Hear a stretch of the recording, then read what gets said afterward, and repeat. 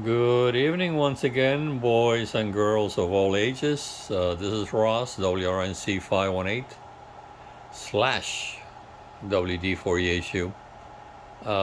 This particular video is video number 3. No, in this case will be number 5. Because video 1 is a simplex high power node. Video 2 is a repeater. Video 3 will be node number 2. Video 4 will be node number 3. And this is node number 4, so I guess it will be video number 5. Anyway, this is a little ongoing project that I've been working on for a few days. This project is like Mission Impossible. Should you decide to accept it, it's a project for a gentleman in South Carolina that is putting up a master repeater and 4 remote receivers. All they're going to do right now, I have them programmed as simplex nodes so I can receive and talk through them.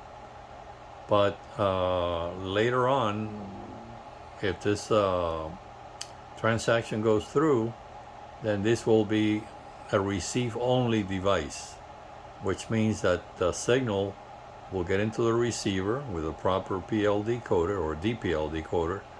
Will go through the sound card. The sound card will send it to the web, and it will be it will connect to whatever is designed to connect to. Hopefully the Octane network. Anyway, without further ado, this is for WRVZ964. The receiver frequency 467-600. The DPL is 131.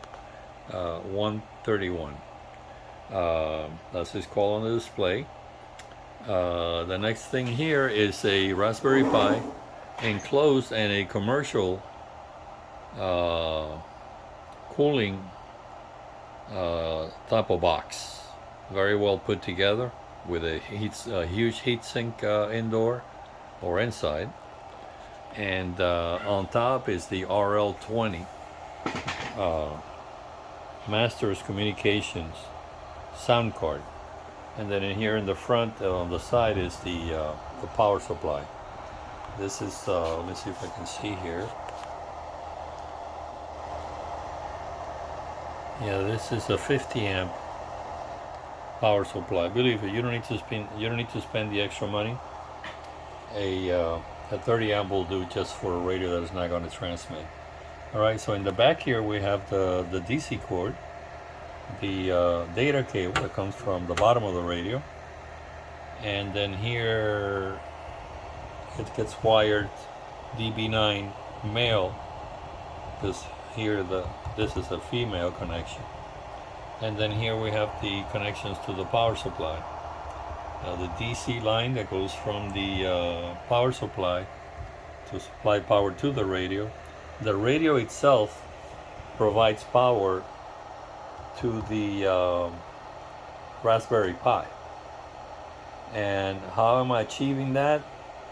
There is a device that is a DC to DC converter that it takes 13 volts and sends out 5 volts at 5 amps.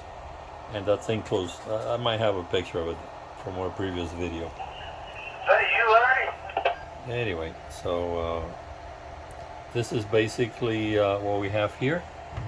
This is the AC cord. Always put a strain relief, because sometimes people, as they're walking it, they may step on the cable and they rip the whole thing out. Also here I have a strain relief anchoring down the DC cord. So pretty much that's just the way it goes. Pretty simple. And in here we have the Ethernet cable. You don't need the Ethernet cable if you have Wi-Fi, good stable high-speed Wi-Fi at your location. So if that's the case, I would highly recommend not using the Ethernet cable. There's just one more cable sticking out, looking for trouble. And then you might rip the hell out of your Raspberry Pi and lose $100 and some on it. And here is the high quality cable. And right now I have it set at a lower power. If you look at the meter, it's 15 watt. So the scale, it's 15. So it's about 6 watts going out, and went down because somebody's using this system. I had to lower the volume. I don't like any commercials during my videos. All right, guys, 73s. I'll be doing a couple more videos, and then I'm be posting them on the Octane Network page. 73s. Have a great one.